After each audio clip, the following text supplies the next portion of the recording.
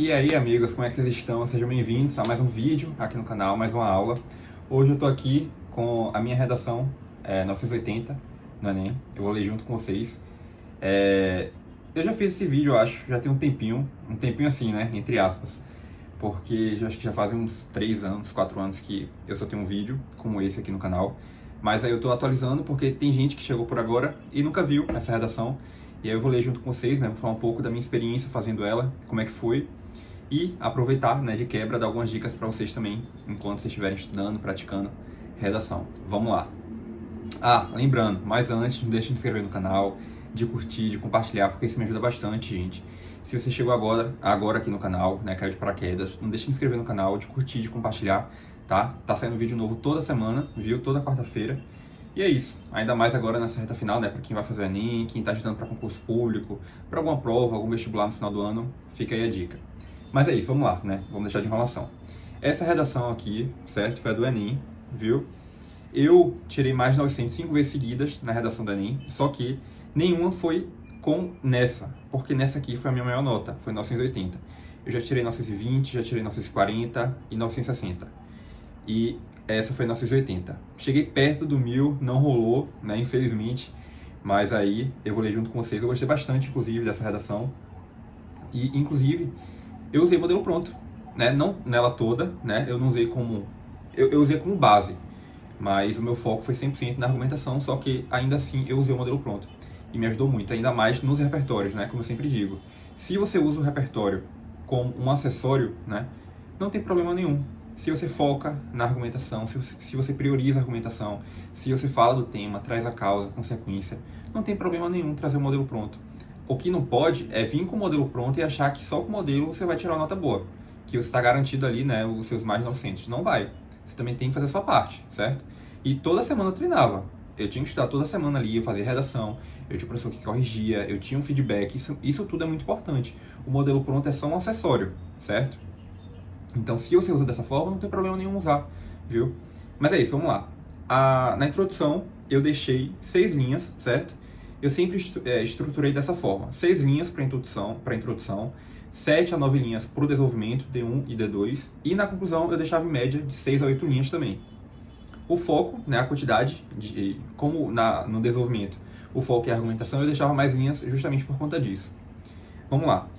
No livro Utopia, o escritor Thomas More idealiza um ambiente perfeito, no qual a consciência coletiva e a eficiência do Estado são ferramentas cruciais para o avanço da nação. Fora da obra, é fato que a estigmatização relacionada às doenças cognitivas impede a concretização dos planos de More, já que representa um desafio para uma sociedade alienada e passiva como a brasileira. Nesse sentido, em virtude da parcimônia estatal, bem como da presença de uma lamentável bolha sociocultural, a intolerância e o desenvolvimento comportamental de traços insignificantes são agravados e potencializados pela atemporalidade. Então aqui eu comecei trazendo esse repertório, essa alusão a Thomas More, né, falando sobre a utopia.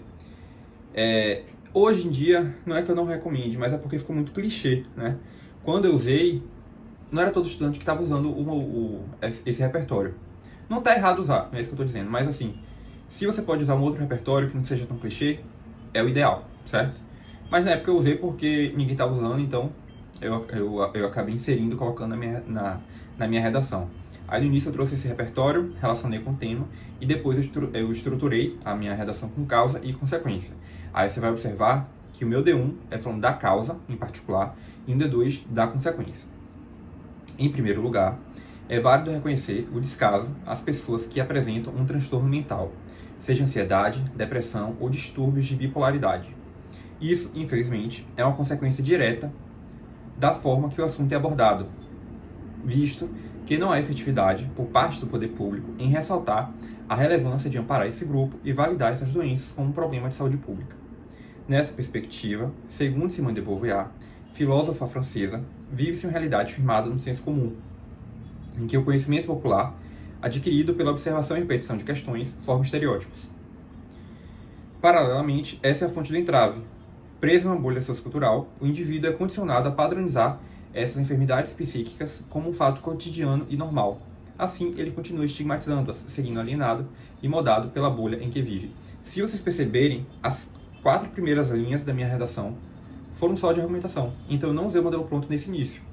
O que a galera erra, né, e que vai para a redação só com o modelo pronto achando que vai tirar mais de 900, é porque chega ali na produção textual e já coloca o modelo e só encaixa ali o tema, coloca uma causa, uma consequência, explica rapidinho ali, em menos de uma linha, e acha que já tá certo, tá garantido ali os mais de 900. E não tá. Você também tem que argumentar, é isso que eu falo. Assim, ó, o problema não é o modelo pronto, é como você usa o modelo pronto.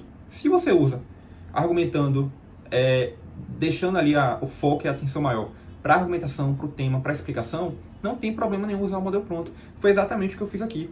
Esse repertório de Simone de Beauvoir é um modelo pronto, certo? Eu não queria ficar pensando em repertório sociocultural, eu queria já pegar o repertório e inserir aqui para eu ganhar tempo na redação e priorizar, ser estratégico nesse sentido, né? Priorizando ali a argumentação por completo. E não tem problema nenhum, desde que você faça isso, desde que você argumente, que você explique. Então eu deixei ali o foco primeiro, as 4 primeiras linhas, né, para argumentação, e depois eu vim com o repertório pronto, né, com o modelo pronto. Aí depois eu relacionei com o tema e finalizei. E eu fiz exatamente aqui no D2 a mesma coisa. A diferença é porque o D1 foi a causa do problema e aqui agora o foco vai ser a consequência do problema.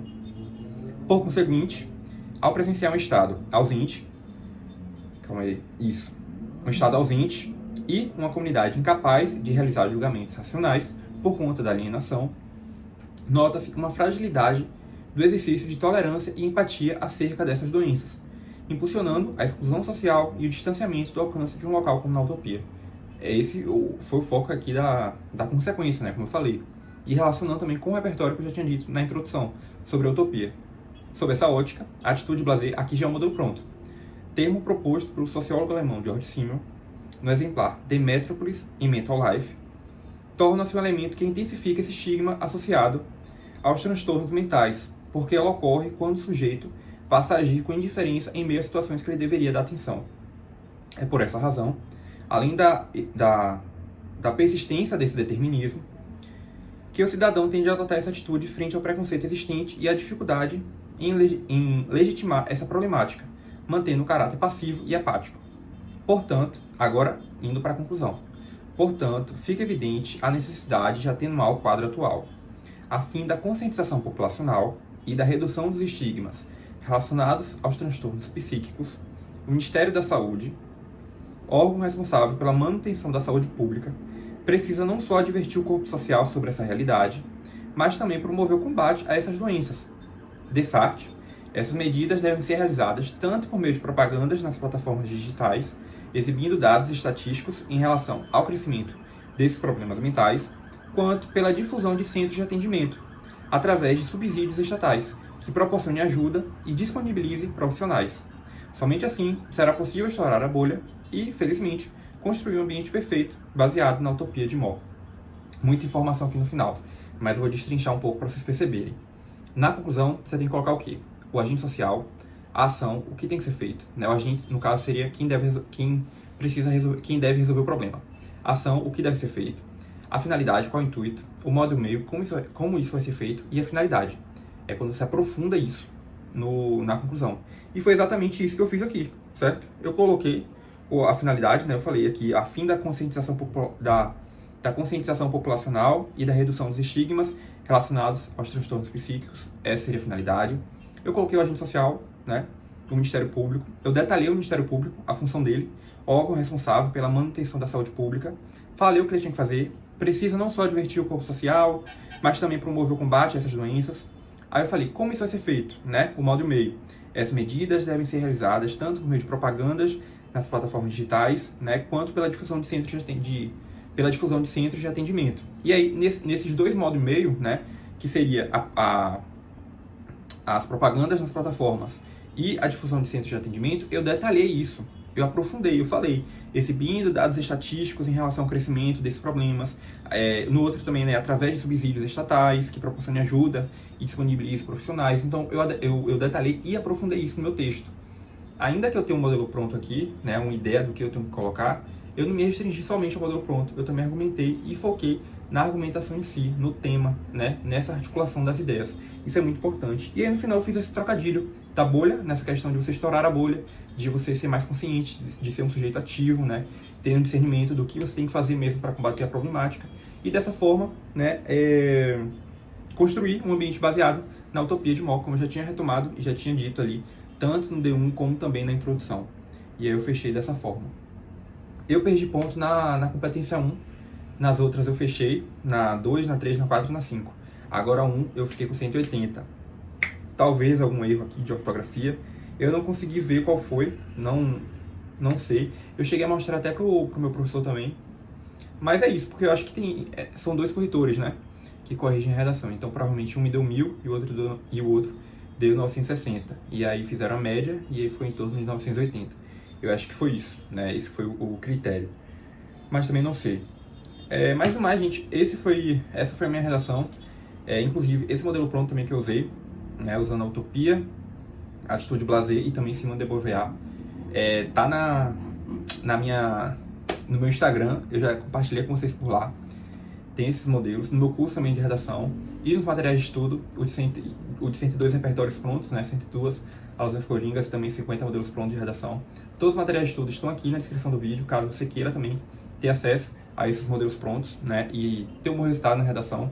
E é o que eu sempre falo, não tem problema usar modelo pronto, fique tranquilo, pode usar se você quiser, mas saiba usar, tá? Argumente, treine redação e não ache que só o modelo pronto é uma garantia, tá? Porque você precisa também fazer a sua parte. Mas é isso, eu espero que vocês tenham gostado da minha redação.